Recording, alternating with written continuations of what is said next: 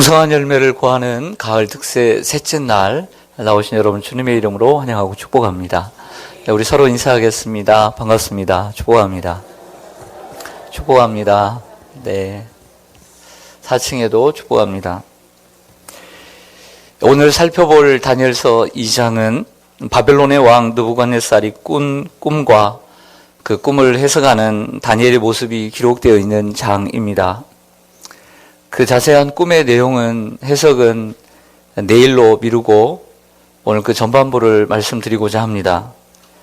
다니엘과 관련하여 느부갓네살 왕은 4장까지 매장마다 나와 있기 때문에 느부갓네살 왕은 쉽게 넘길 수 있는 왕이 아닙니다. 그럼 느부갓네살 왕을 우리가 좀 알아야 하겠습니다.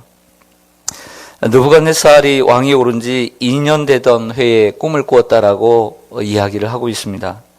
특별한 꿈이었기에 잠에서 깨고도 왕은 불안했습니다. 마음이 번민하여 잠을 이루지 못할 정도였습니다. 집권 초기 2년이었고 자신과 나라가 연관된 꿈이라고 생각하기에 더욱 마음이 편치 않았습니다. 그 성경을 보면 다니엘과 느부갓네살 왕뿐만 아니라 왕의 꿈과 연관된 또 다른 이야기가 있습니다. 그것은 요셉의 이야기입니다. 애굽의 바로왕은 특별한 꿈을 꾸었고 반복되는 꿈을 꾸었습니다. 감옥에서 요셉에게 은혜를 입었던 술 관원은 그때야 요셉이 생각났고 요셉을 천거했습니다.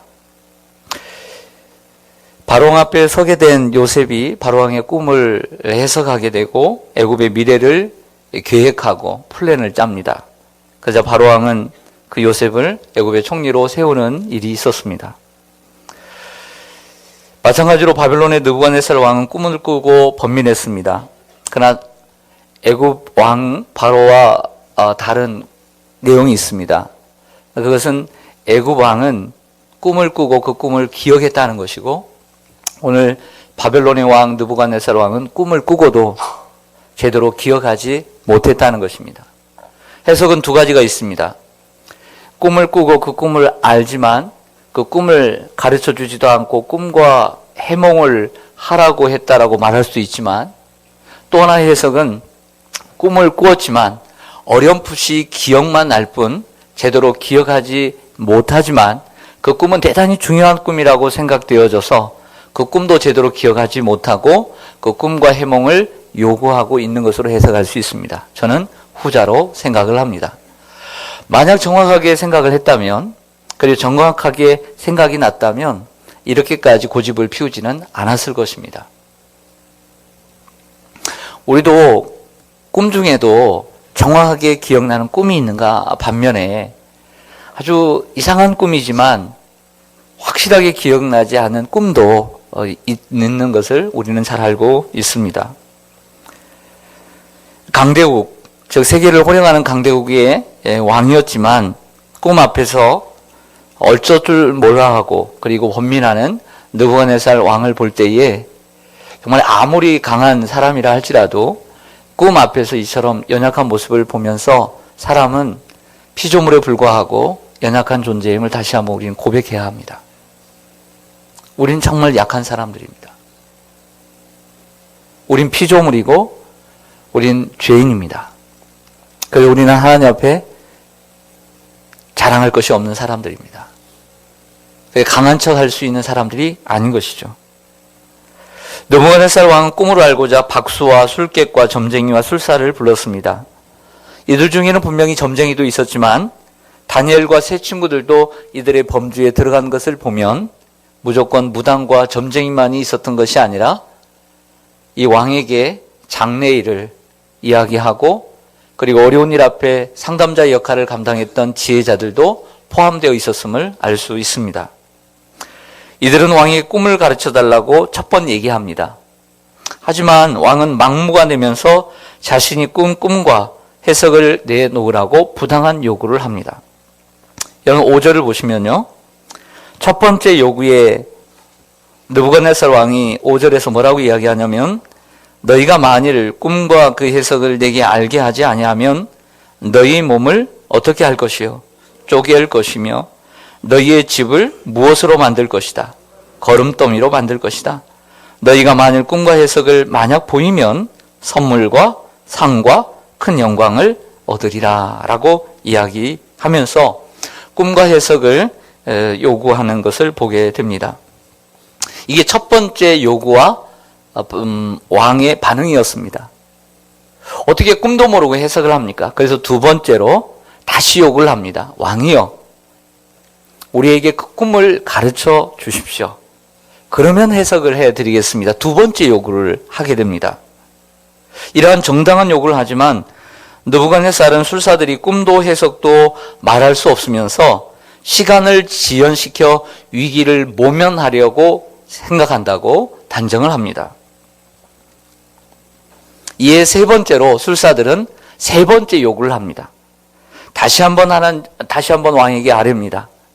이 세상에 그 꿈을 가르쳐 주지도 않고 그 꿈과 해석을 할 수 있는 사람은 단 한 사람도 없습니다. 그러므로 왕은 우리에게 꿈을 가르쳐 주십시오 라고 세 번째 간청을 합니다. 그러자 느부갓네살은 12절에 보면 그 분노를 이기지 못하고 모든 지혜자들을 죽이라고 명령을 내립니다. 이것이 오늘 본문 앞에 있는 스토리입니다. 한번 생각해 보세요. 자신이 꿈을 꾸었습니다. 남들이 꾼 꿈도 아닙니다.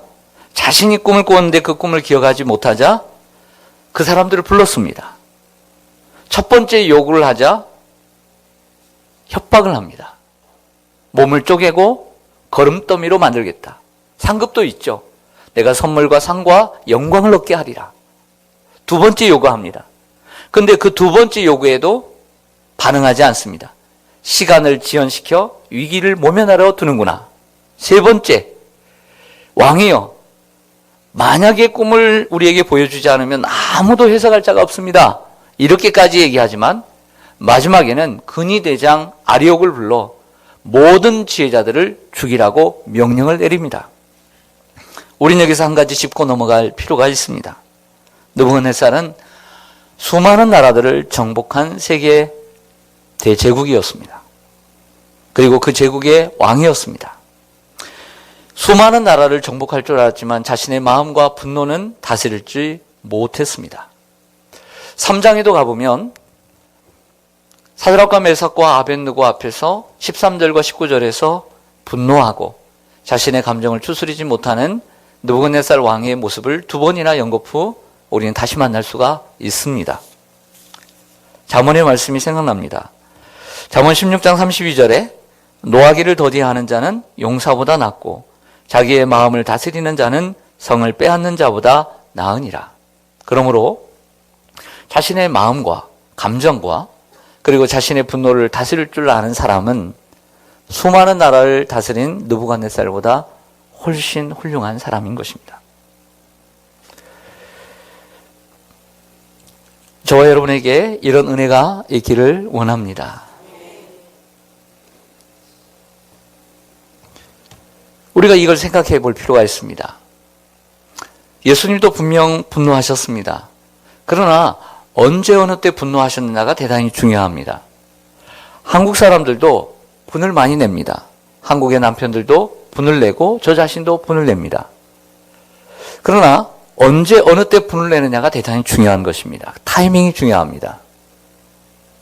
자신의 감정과 자신의 이익과 자기의 의를 위하여 분을 내는지 아니면 정말 하나님의 정의와 불의 앞에서 분을 내는 사람인지를 우리는 살펴봐야 합니다.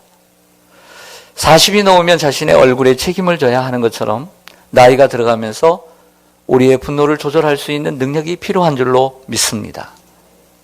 이것 또한 우리의 신앙의 일부라고 생각을 합니다.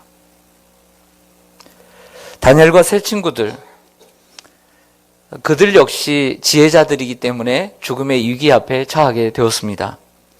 지혜자들을 죽이러 나가는 근위대장 아리옥을 다니엘이 만나서 오늘 성경을 보면 이렇게 얘기합니다. 명철하고 슬기로운 말로 사정을 물었다. 그 명철하고 슬기로운 말이 무엇인지는 잘 모릅니다. 그렇지만 이 아리옥에게 그런 말을 했을 때 아리옥은 그 사정을 이야기했고 그 사정을 들은 다니엘은 그 아리옥에게 이렇게 얘기합니다. 만약에 시간을 주시면 그 왕의 꿈과 해석을 알려드리겠습니다. 라고 이야기를 합니다. 여러분, 우리가 그 다니엘서를 압니다. 특별히 7장에서 12장까지는 몰라도 1장에서 6장까지는 내러티브로 되어 있고 너무나 재미있는 이야기가 있기 때문에 내용을 압니다.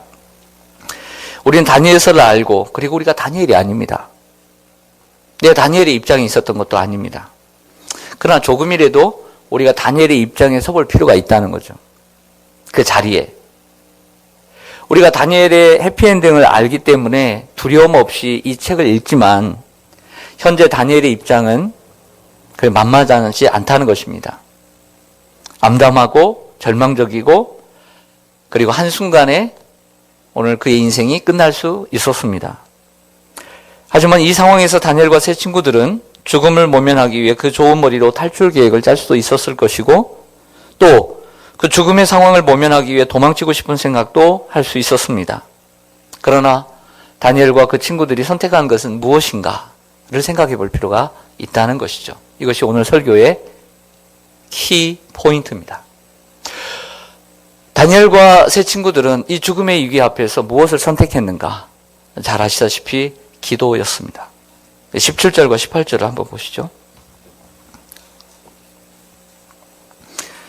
이에 다니엘이 자기 집으로 돌아가서, 언더라인입니다.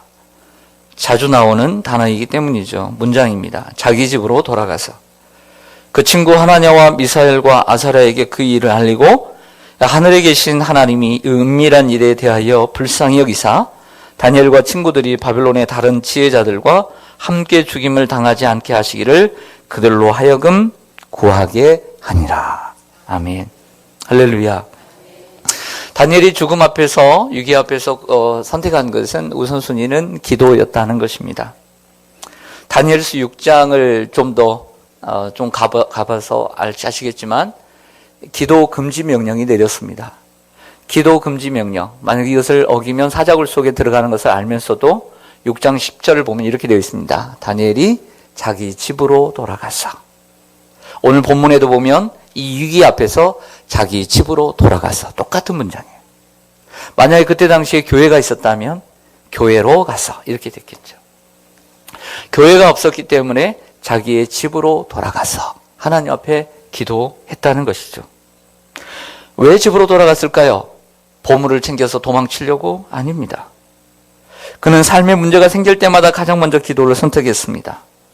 우리 눈에는 다니엘이 기도하는 것이 당연한 것으로 보이지만 기도를 건너뛰고 살아남기 위해 기도 없이 기도를 무시하고 기도를 잊은 채 기도를 상실하고 움직이는 사람도 얼마든지 많이 있다는 것을 우리는 알고 있습니다. 또 하나 눈여겨봐야 할 것은 참 귀한 것입니다. 어제도 그런 맥락에서 말씀을 드린 적이 있는데 다니엘의 귀한 결단을 후에는 세 친구가 함께 결단에 동참했던 소중한 우정을 볼 수 있었습니다. 신앙의 우정을.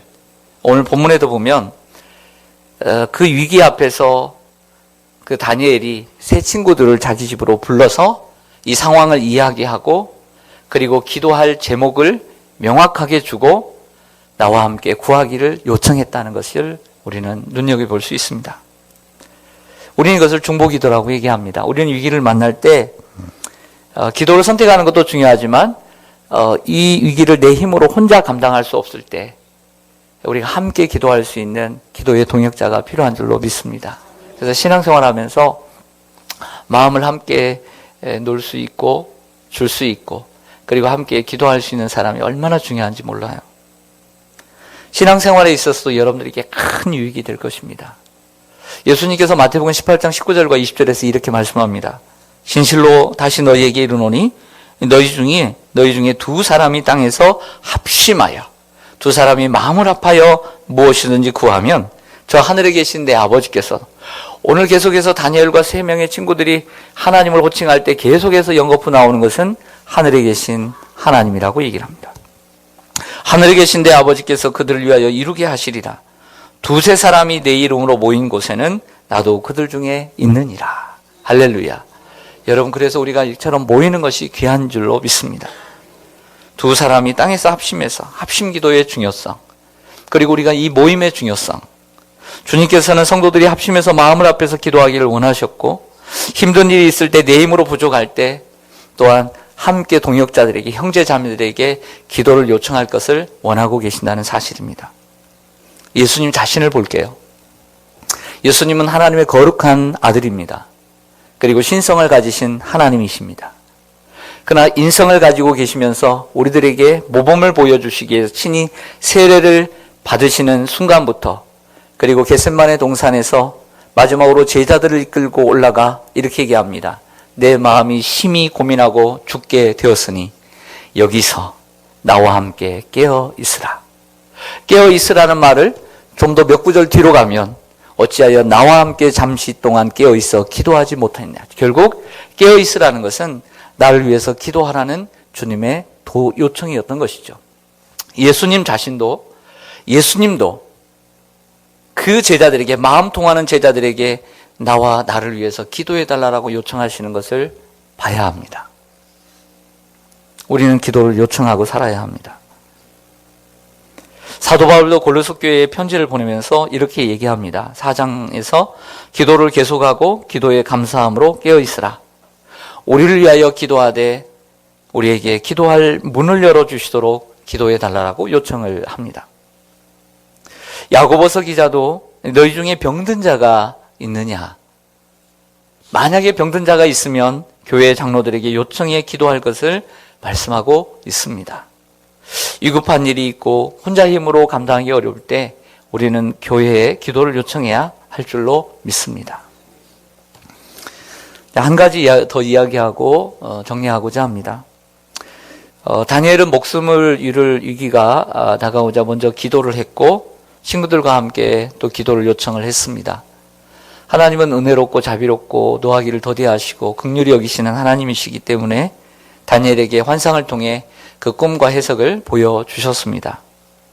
다니엘은 그 꿈을 보여주신 하나님의 이름을 19절부터 보면 찬송하기 시작합니다. 19절에 또 20절에 계속해서 찬송을 합니다. 오늘 본문에서는 기도 응답의 결과로서, 그 반응으로서 하나님을 찬송하고 있는 것은 사실입니다. 하지만 찬송은, 오늘 다니엘은 분명히 기도의 응답으로서 반응을 한 것이지만 찬송은 또 하나, 우리의 위기의 상황에서 우리가 하나님께 보여야 할 믿음의 중요한 행동이라는 것을 기억해야 합니다.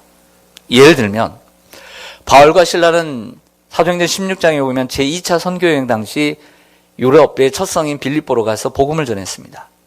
선한 일을 했음에도 불구하고 억울함을 당했습니다. 그 억울함 속에 매를 맞고 한밤중에 깊은 감옥 속에 들어가 있었습니다. 하지만 성경은 이렇게 말씀하고 있습니다. 한밤중에 기도하고 찬송할 때 죄수들이 듣더라 라고 했습니다. 묵상기도, 속으로 하는 기도가 아니라 큰 소리로 기도하는 통성기도였음을 알 수 있습니다. 여러분, 이게 쉬운 일 같지만 지극히 어려운 일입니다. 혼자 기도할 수 있죠. 괜히 더 크게 기도했다가 더 맞을 수 있는 일입니다. 우리는 억울한 일을 당할 때 기도해야 합니다. 그런데 함께 찬송할 줄도 알아야 합니다. 그것이 눈물의 찬송일지라도. 그래야 우리가 삽니다. 더 확실한 증거를 보여드리겠습니다. 욥은 감당할 수 없는 환난과 고난을 당했습니다. 몇 주 전에 제가 주일날 설교했지만 욥은 그 자리에서 머리를 밀고 제 위에 앉았습니다. 그리고 하나님을 먼저 예배했다라고 성경은 기록해주고 있습니다. 그 행동이 꼭 기도와 묵상과 성시교독과 그리고 찬송이 없어도, 말씀이 없어도 예배는 예배인 것입니다. 예배를 했다 그랬어요. 하나님을 경배했다. 그리고 난 다음에 이렇게 얘기합니다. 주시니도 여호와시요 취하시니도 여호와시니 여호와께서 뭘 받으시리로다? 찬송을 받으시리로다. 고난 속에서 욥이 선택했던 것은, 우리가 급하면 기도하죠. 하지만 아직 문제가 해결되지 않았음에도 불구하고 찬송하는 욥을 봐야 합니다. 찬송은 위기 앞에서 해야 할 소중한 믿음의 행위입니다.